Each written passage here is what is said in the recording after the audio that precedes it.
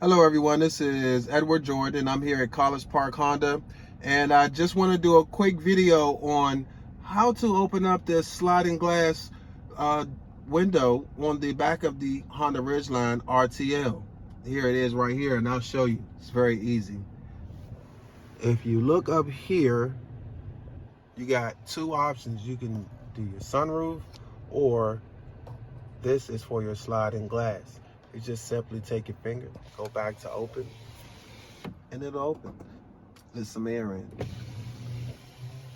Same button you use to close. It's right up here. You go to open, and you go to close. Now, how cool is that? Quick video. It's good to have a salesperson like me.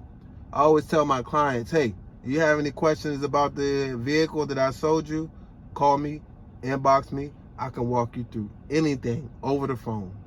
Once again, this is Edward Jordan at College Park Honda.